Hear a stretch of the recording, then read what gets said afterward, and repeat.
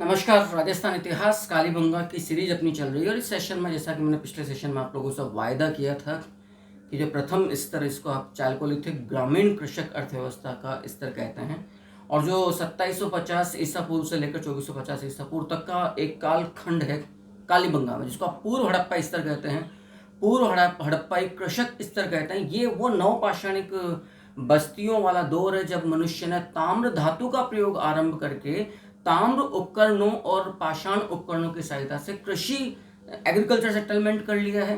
घर बनने आपके आरंभ हो गए और यहीं से हड़प्पा सभ्यता का जो पूर्व हड़प्पाई कृषक आधारीय अर्थव्यवस्था है, वो नगरीय व्यापार वाणिज्य प्रधान अर्थव्यवस्था में धीरे धीरे कन्वर्ट होना आरंभ होता है। अब याद रखिएगा, ये कोई 5 साल 4 साल वाला कोई पंचवर्षीय होता नहीं है। इसमें सैकड़ों वर्षों का पूरा एक दौर लगता है और तब जाके फिर हमें वो एक सेटलमेंट, फिर जो मैच्योर ब्रोंज एज जिसको आप नगरीय अवस्था कहते हैं, हड़प्पा अवस्था का भी, जिसमें इसका एक तृतीय राजधानी के रूप में कालीबंगा, जो हमारा आज का अध्ययन विषय है, वो देखना है। फिर वो विकसित होते हैं, लेकिन वो जो विकसित कांस्य युगीन नगरी दौर है वो भी 250-300 वर्षों से अधिक टिक नहीं पाया। कारण कि वो पूरी तौर पर अंतर्राज्यीय और अंतर्राष्ट्रीय जो उस समकालीन वैश्विक सभ्यताएं थी, अफगानिस्तान, हालांकि अफगानिस्तान तो हड़प्पा सभ्यता का अपना, क्योंकि मुंडीगा जैसा जो स्थल है वो हड़प्पा सभ्यता का केंद्र था, उनके साथ जैसे जैसे व्यापार वाणिज्य घटता रहा, स्वाभाविक ही ये दौर भी लंबा नहीं टिक पाया। लेकिन अब चूंकि बार बार मैं इतना विस्तार दे चुका हूँ इस कालीबंगा के अंदर, मैं सीधी अपनी बात को आरंभ करता हूँ। तो आज इस सेशन में अपन सबसे पहले प्रथम स्तर को ले रहे हैं। देख लीजिएगा, प्रथम स्तर। अब ये प्रथम स्तर कौन सा है, क्योंकि पिछली बार की ही अपनी अभी तक इंक चलती आ रही है, तो मैं सीधा उसी पर अपने लेता हूँ। राइट, आइएगा। जो प्रथम स्तर है, सबसे पहले आप उसे देखिएगा। प्रथम स्तर है पूर्व हड़प्पाई कृषक स्तर। ठीक है साहब, इसका जो दौर है वो लगभग आप 2750 ईसा पूर्व से 2450 ईसा पूर्व तक जा सकते हैं, मान सकते हैं। ये ग्रामीण कृषक अर्थव्यवस्था का दौर है, ये बात भी आप लोग याद रखना। ग्रामीण कृषक अर्थव्यवस्था का दौर है और इस अवस्था में इस स्तर की बस्ती में किसी भी प्रकार की आपको कांस्य युगीन कोई वस्तु प्राप्त नहीं होगी, ये भी कंफर्म है। ठीक है साहब, अब इसको चूंकि यहाँ पर जिन उपकरणों का प्रयोग किया जा रहा है उनके आधार पर इसे आप ताम्र पाषाणिक अवस्था भी कहते हैं। ताम्र पाषाणिक अवस्था, जिसको कि हम चालकोलिथिक नाम से भी पुकारते हैं, याद रखिएगा। क्योंकि हम जब कालीबंगा की बात करते हैं, कालीबंगा का जो विकसित स्तर है वो हड़प्पाई नगरीय कांस्य युगीन सभ्यता का है।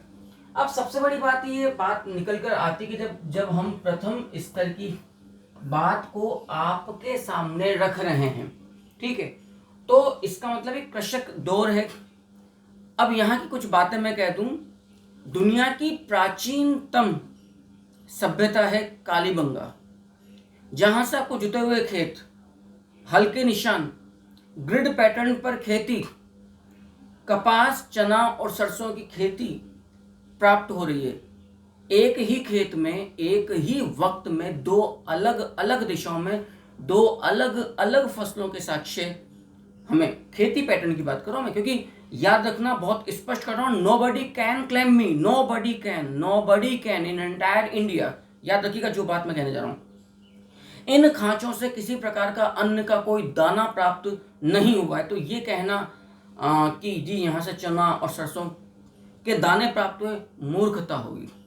असल में पैटर्न जिस प्रकार से खेती की जा रही है, खांचों के बीच की, ग्रूव्स के बीच की जो चौड़ाई है, जो गहराई है, इनके अंतर के आधार पर जो कृषि विद्वान होते हैं उनके निष्कर्ष पर इतिहासकारों ने यह अनुमान लगाया है कि गहरी खांचों से कम दूरी वाले, कम चौड़ाई वाले, कम गहरी खांचों से चना और अधिक चौड़ाई वाले, अधिक गहराई वाली खांचों से सरसों का दाना प्राप्त हो रहा है। बहरहाल ये जो प्रथम स्तर की जो प्राप्ति आपको हो रही है, हमें यहां से जो प्राप्ति हो रही है, मैंने पिछले सेशन में जो नगर विन्यास जो प्रस्तुत एक लेआउट प्लान रखा था कालीबंगा का, आपने देखा था।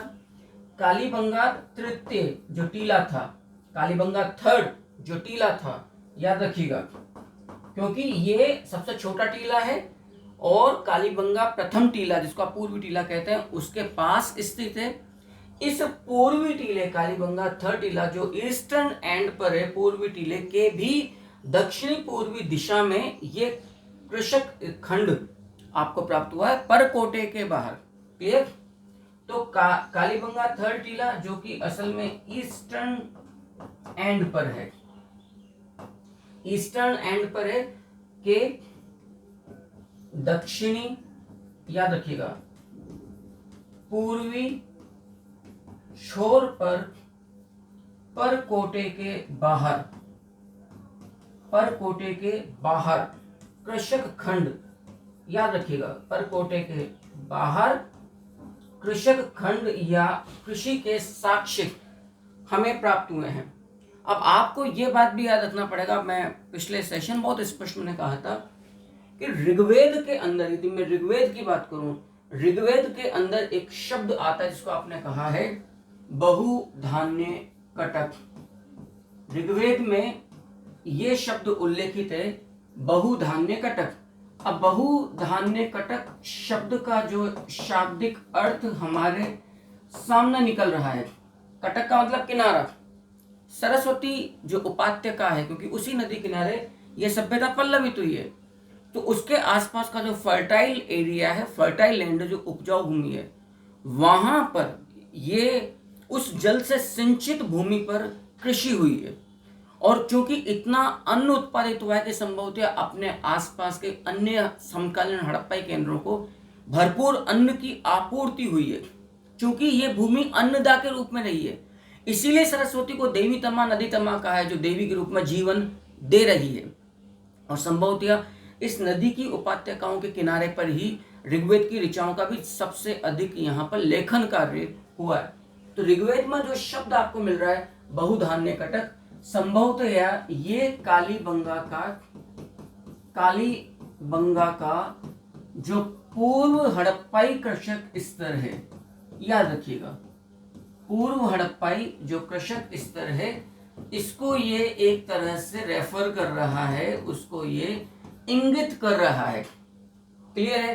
दुनिया के प्राचीनतम जुते हुए खेत, या अब आप एक एक बात को देखते रहिएगा, दुनिया के, विश्व के प्राचीनतम जुते हुए खेत हमें इसी स्तर से प्राप्त हो रहा है। कालीबंगा जो तृतीय पूर्वी टीला है, इसके दक्षिणी पूर्वी छोर पर संपूर्ण कालीबंगा की जो कच्ची ईंटों की बाहरी प्राचीर थी, उस परकोटे के बाहर आपको ये कृषक खंड प्राप्त हुआ। दुनिया के प्राचीनतम जुते हुए खेत, जुते हुए खेत का मतलब है विश्व की सबसे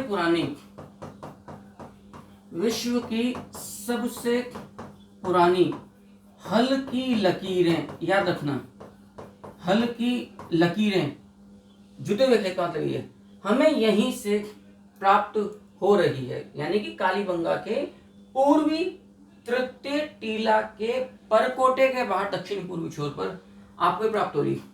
अब जो ये लकीरें प्राप्त हो रही हैं, इस बात को याद रखना, ये लकीरें असल में खांचों का ऊपरी हिस्सा है। क्लियर?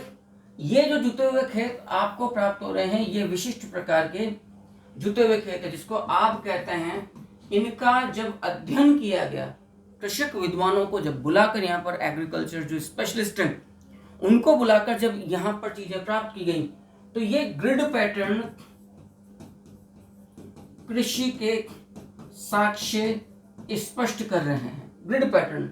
दूसरी बात, इनके अध्ययन से जानकारी मिलती है कि साहब यहाँ पर कपास, चना और सरसों की खेती के तो बिल्कुल प्रत्यक्ष प्रमाण आपको प्राप्त हो रहे हैं। यद्यपि मैं दोबारा बोल रहा हूं, इन खांचों से किसी भी प्रकार का स्पष्ट कर रहा हूं, ये कोई, अब इसके लिए आपको रोमिला थापर हो गया, कैसे श्रीवास्तव हो गया, झा शिमाली हो गई, इस तरह के विद्वानों को किसी भी प्रकार के अन्न का कोई दाना, किसी भी प्रकार के अन्न का कोई दाना आपको प्राप्त कोई दाना प्राप्त नहीं हुआ है। याद रखिएगा, अन्न का कोई दाना प्राप्त हुआ, लेकिन कृषक विद्वानों ने इस बात को स्पष्ट किया इनके अध्ययन से कि यहाँ पर कपास, चना और सरसों की खेती स्पष्ट होती थी। तो परकोटे के बाहर ग्रिड पैटर्न खेती के साक्ष्य मिल रहे हैं। अब क्या मतलब है साहब, ग्रिड पैटर्न खेती के साक्ष्य के, इसको भी आप लोगों को समझना होगा। ग्रिड पैटर्न खेती के जो साक्ष्य हमें प्राप्त हो रहे हैं, इसका मतलब स्पष्ट है कि एक ही खेत में, याद रखना, एक ही खेत में ये जो खेत का टुकड़ा प्राप्त हुआ है, दोबारा मैं आपको बोल रहा हूं, ये कालीबंगा थर्ड जो टीला है, इसके के दक्षिणी पूर्वी छोर पर, दक्षिणी पूर्वी छोर पर परकोटे के बाहर, परकोटे के बाहर आपको ये टीले मतलब ये कृषि खंड के साक्ष्य प्राप्त हो रहे हैं। तो यहां से जो खेती हो रही है, एक खेत में एक ही समय में दो भिन्न भिन्न दिशाओं में, दो भिन्न भिन्न दिशाओं में हमें दो फसलों के साक्ष्य प्राप्त हो रहे हैं। दो भिन्न, तो एक प्रकार का जाल, एक प्रकार का जाल या वेब या जिसको आप ग्रिड कहते हैं, जालनुमा पद्धति, वो प्राप्त हो रही है। क्लियर? अच्छा, आपको ये बात जानकर और आश्चर्य होगा, आज भी कालीबंगा हनुमानगढ़ जो जिला है, आज के समकालीन हनुमानगढ़ में भी इसी प्रकार की खेती का आपको पैटर्न प्राप्त होता है। तो इसमें दो प्रकार की खांची, जिसको आपने जुते हुए खेत या हल की लकीरें कहा है, यहां से आपको दो प्रकार की कृषि के साक्ष्य प्राप्त हो रहे हैं। याद रखना, यहां से दो प्रकार की जो कृषि के आपको साक्ष्य प्राप्त हो रहे हैं। अब जरा उस पैटर्न को आप समझने का प्रयास करना। सबसे पहले तो आप यहां तक की बात को आराम से, इसको भी अपन कालीबंगा थर्ड, इसको भी अपन और विस्तार से लेते हैं, लेकिन मैं एक बार स्क्रीन आउट होता हूं और फिर यहां तक की बात को आप विस्तार से जितना हो सकता उससे देखने का प्रयास करिएगा, ताकि आपके लिए बहुत स्थिति क्लियर होती चली जाए। क्योंकि जितना देखो, ये जो इम्पोर्टेंट बातें हैं, ये जो यूं समझ लीजिएगा कि सबसे जो महत्वपूर्ण तथ्य निकलता है वो है, जो मैंने भी यहाँ पर देखा है कि कई जगह पर गेहूं बो दिया गया है, जो बो दिया गया इन खांचों में। क्लियर? स्पष्ट कर रहा हूं आप लोगों को, यदि आप झा श्री माली की पुस्तक को देखते हैं, पृष्ठ संख्या भी मैं आपके सामने रखता हूं 86, पृष्ठ संख्या 86। मुझे एडिशन का याद नहीं आ रहा कौन सा एडिशन, आप दिल्ली विश्वविद्यालय की पुस्तक है, मानव संसाधन मंत्रालय, ह्यूमन रिसोर्सेज मिनिस्ट्री की पुस्तक है झा श्री माली की, वहां से आप इसको आराम से देख सकते हैं। हल चलाने के ढंग से वो इस तरह की लाइन को वो स्पष्ट करते हैं कि जो फरोज या खांचे प्राप्त हो रही हैं, ये दो प्रकार की हैं, पूर्व से पश्चिम दिशा में, पूर्व से पश्चिम दिशा में, और उत्तर से दक्षिण दिशा में। अब आप समझिएगा पैटर्न क्या है। मैं उम्मीद है आपने ये चीज पॉज करके लिख लीजिएगा, मैं एक बार और हट जाऊंगा। अब मैं आ गया हूं सामने, तो लिख देता हूं, मैं समझाता हूं आपको। दो प्रकार की खेती के साक्ष्य प्राप्त हो रहे हैं, वो इस प्रकार से हैं। एक तो उत्तर से दक्षिण और एक है पूरब से पश्चिम। पूरब से पश्चिम, पूरब से पश्चिम की जो फरोज या जो यहां पर खांचे हैं, ये कम गहरी हैं, कम चौड़ी हैं। पूरब से पश्चिम में कम गहरी, कम जो चौड़ी खांचे हैं, खांचों के बीच की जो दूरी है, चौड़ाई दो खांचों के बीच में, उनमें बोया जा रहा है चना, क्योंकि चना छोटा पौधा है। और उत्तर से दक्षिण की जो खांचे फरोज हैं, उनके बीच की दूरी भी अधिक है, उनके बीच की दूरी डिस्टेंस भी अधिक है, और वो गहरी भी अधिक है। याद रखना, उनमें बोया जा रहा है सरसों का दाना। ठीक, अब आप इस बात को समझिएगा, मैं और आपको गहराई में ले जाकर यदि इतिहास के तथ्यों का सर्वेक्षण, शोध करवाऊं, अनुसंधान करवाऊं, तो आपको सुनकर आश्चर्य होगा। पूरब से पश्चिम की जो फरोज या खांचे हैं, उनके बीच की जो दूरी है वो मात्र केवल 30 सेंटीमीटर है जिनमें चना बोया जा रहा है। और उत्तर से दक्षिण की जो अधिक चौड़ाई वाली खांचे हैं उनके बीच, दो खांचों के दो फरोज के बीच की जो दूरी है वो है 1.90 मीटर यानी कि 190 सेंटीमीटर। तो यहाँ की जो दूरी है वो तो 30 सेंटीमीटर, और जिनमें सरसों बोया जा रहा है उनमें 1.9 मीटर या 190 सेंटीमीटर की डिस्टेंस है।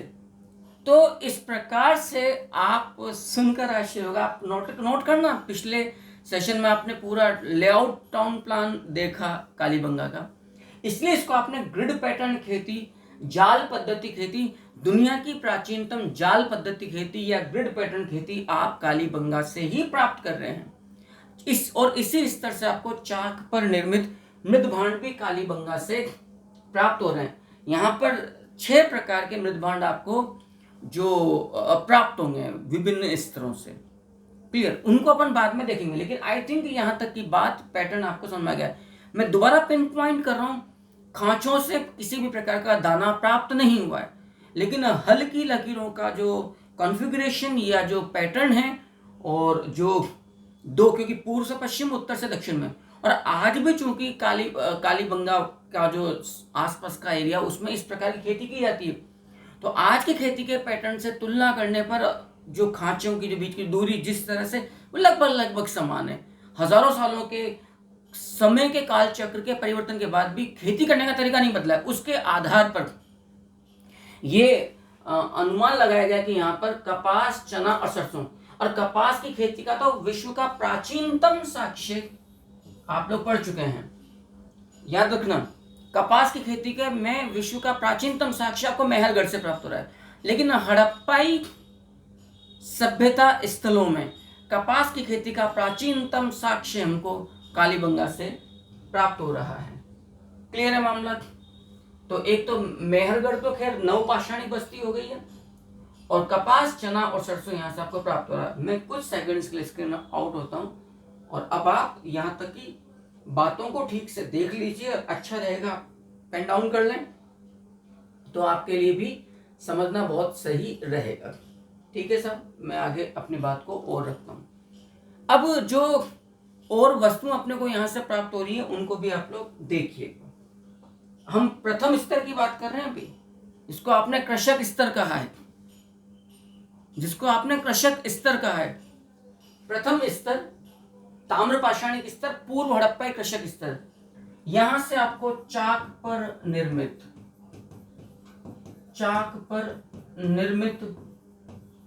मृदभांड आपको प्राप्त हो रहे हैं। 6 प्रकार के मृदभांड जो मैंने कहा वो हड़प्पाई समकालीन नगरीय कांस्य युगीन स्तर से प्राप्त होंगे। क्लियर? चाक पर निर्मित मृदभांड। और पिछले सेशंस में जितना आपने पढ़ा, गणेश्वर से आपको कपीश वर्णी काले नीले मृदभांड, जबकि आहट से लाल भूरे काले लाल उल्टी तिपाई पद्धति पर निर्मित मृदभांड प्राप्त हो रहे हैं। क्लियर? चाक पर निर्मित मृदभांड प्राप्त हो रहे हैं। यहां पर आपको मिट्टी की बैलगाड़ी का खिलौना, याद रखना, मिट्टी की बैलगाड़ी का खिलौना है, it's a bull cart, terracotta bull cart. और आप यदि जो कालीबंगा जो म्यूजियम स्थित है, यदि आप उसका अध्ययन करोगे, क्योंकि मेरा 2-3 बार इस म्यूजियम को देखने का मुझे सौभाग्य मिला है, अब डिस्प्ले हो रहा है। नोबडी कैन इमेजिन कि ये इतने हजारों साल पुराना कोई टेराकोटा कार्ट है या टॉय है। इतना शानदार वो आर्ट है, हम जनरली उसको सहज ही स्वीकार नहीं सकते हैं। क्लियर? अन्न संग्रहण के लिए, क्योंकि ये अन्न उत्पादक स्तर है, तो पक्की बात है कि अन्न भंडार, जैसे आपने आहड़ में देखा था, अन्न भंडार के लिए मिट्टी और गारे के बने हुए गोरे और कोठे आपको प्राप्त हो रहे हैं। तो अन्न संग्रहण हेतु यहाँ पर भूमिगत, चूने से पुते हुए भूमिगत गड्ढे पाए गए हैं, याद रखना। अन्न संग्रहण हेतु चूने से पुते हुए भूमिगत गड्ढे, याद रखना। कालीबंगा के इस स्तर से कालीबंगा के इस स्तर से आपको प्राप्त हो रहे हैं। चूने से पुते हुए हैं और भूमिगत गड्ढे हैं। अब एक और जो फाइंडिंग प्राप्त हो रही है बड़ी आश्चर्यजनक, पैर से चलाई जाने वाली चक्की, ये थोड़ा सा बड़ा, मतलब इसके बारे में मुझे बहुत ज़्यादा काफ़ी रिसर्च किया, जानकारी प्राप्त नहीं होती कैसे ये पॉसिबल है, लेकिन जो साक्ष्य मिल रहे हैं उससे यहाँ पर प्रथम स्तर से पैर से चलाई जाने वाली चक्की, चक्की का मतलब है अन्न पीसने के लिए, आटा निर्माण करने के लिए, क्लियर, जो आपका जो भोजन के तौर तरीके थे उनसे, तो यहाँ से आपको पैरों से चलाई जाने वाली, पैरों से चलाई जाने वाली अन्न पीसने की चक्की, अन्न पीसने की चक्की। तो आप इस जमाने के निवासियों की अभियांत्रिकी कौशल या इंजीनियरिंग स्किल की भी आप आइडिया लगा सकते हैं। यहां से आपको पत्थर के, याद रखना, यहां से आपको पत्थर के सिलबट्टे भी प्राप्त हो रहे हैं, पत्थर के सिलबट्टे। आप लोगों ने, इट्स ए ग्राइंडिंग स्टोन। जो लोग बहुत मेट्रो माइक्रो अर्बन कल्चर के भाई वो तो नहीं समझ पाएंगे, लेकिन जैसे मेरे से जो लोग बिल्कुल ठेठ ग्रामीण परिवेश को समझते हैं वो समझेंगे। पत्थर का एक चौड़ाई वाला पत्थर होता है, उस पर मसाले कूटने के लिए, पीसने के लिए, चटनी बनाने के लिए, तो जो मिक्सर ग्राइंडर का खा रहे हैं उनसे बेहतर स्वाद उनको मालूम है जो पत्थर के सिलबट्टों किसी चटनी को कभी आप लोगों ने खाई होगी। तो पत्थर के सिलबट्टे कालीबंगा के इसी स्तर से हमें प्राप्त हो रहे हैं। मिट्टी से बने बैलगाड़ी के, मतलब खिलौना गाड़ी के पहिए, तो टेराकोटा व्हील्स भी आपको यहाँ से प्राप्त हो रहे हैं, याद रखना। टेराकोटा व्हील्स यानी कि मिट्टी के बने हुए किसी गाड़ी के पहिए। खंडित बैल की मूर्ति भी इसी स्तर से हमें प्राप्त हो रही है, याद रखना। खंडित बैल की मूर्ति हमें कालीबंगा के इसी स्तर से प्राप्त हो रही है। इसके अलावा मिट्टी से बने खिलौना गाड़ी के पहिए, मिट्टी से बने खिलौना गाड़ी के पहिए अपन ने ले लिए हैं। हाँ, फल काटने का ताम्र चाकू, याद रखो, क्योंकि चाइकोलिथिक स्तर है तो स्वाभाविक है। फल काटने का, याद रखना, फल काटने का ताम्र चाकू भी हमें कालीबंगा से प्राप्त हो रहा है। अब देखो एक बड़ी और महत्वपूर्ण बात, आप लोगों ने जब आहड़ पढ़ा था, मैंने बहुत स्पष्ट तौर पर आहड़ के संदर्भ में आप लोगों से चर्चा की थी। मैंने कहा था आहड़ से, हड्डी से बना चाकू प्राप्त हुआ है, कालीबंगा से फल काटने का ताम्र चाकू प्राप्त हो रहा है। इसी प्रकार से आप भवनों के निर्माण में भी अभी देखोगे, कालीबंगा में अधिकांश भवन कच्ची ईंटों से बने हैं। आहड़ में, याद रखिएगा, नींव में पत्थर है, शेष हिस्सा धूप में सुखाई गई ईंटों का है। गिलुंडू में सारे भवन अग्नि में पकाई गई ईंटों के हैं। और गणेश्वर की बात की जाए तो भवन पत्थरों से बने हैं, नींव या दीवारें ऊपरी हिस्सा हो, वहां ईंटों का प्रयोग बिल्कुल भी नहीं हुआ है। ये बात भी याद रखना। विश्व में प्राचीनतम भूकंप के साक्षी, विश्व में प्राचीनतम अर्थक्वेक जिसको आप कहते हैं, भूकंप के साक्ष्य भी हमें कालीबंगा से प्राप्त हो रहे हैं। ये कालीबंगा का प्रथम पूर्व हड़प्पाई कृषक अर्थव्यवस्था प्रधान ग्रामीण स्तर था, जिसको आप चालकोलिथिक या ताम्रपाषाणी कहते हैं। इसकी अवधि मोटे तौर पर 2800 या 2750 ईसा पूर्व से लेकर 2450 ईसा पूर्व तक की है। ये प्रथम स्तर में उम्मीद करता हूँ बहुत बेहतर तरीके से आपको समझ में आ गया होगा। और इसकी जो अधिकांश फाइंडिंग्स हैं वो संपूर्ण परकोटे से बाहर, जो पूर्वतम छोर का जो टीला है कालीबंगा तृतीय टीला, उसके दक्षिणी पूर्वी हिस्से में, लेकिन परकोटे से बाहर प्राप्त हुआ है, जहां से खेती हो रही है। खेती से जुड़ी हुई अन्य पुरातात्विक महत्व की वस्तुएं हमें यहां से प्राप्त हो रही है। खंडित बैल की मूर्ति, ये बैल जिसको आप कह रहे हैं असल में सांड की प्रतिमा है। यद्यपि आप नगरीय स्तर में कालीबंगा में ताम्र आक्रामक मुद्रा में ताम्र वृषभ प्रतिमा प्राप्त करोगे, जो राजस्थान में किसी भी सभ्यता से प्राप्त सबसे प्राचीनतम ताम्र मूर्ति है, विच इज एग्रेसिव बुल का स्टेच्यू है, ताम्र वृषभ प्रतिमा है, डिस्प्ले हो रहा है कालीबंगा म्यूजियम में, जाइए देखिए। तो इसी के साथ मैं एंड करता हूँ, समापन करता हूँ इस प्रथम स्तर का। नेक्स्ट सेशन में हम इसका द्वितीय कांस्य नगरीय स्तर उठाएंगे। तब तक के लिए नमस्कार।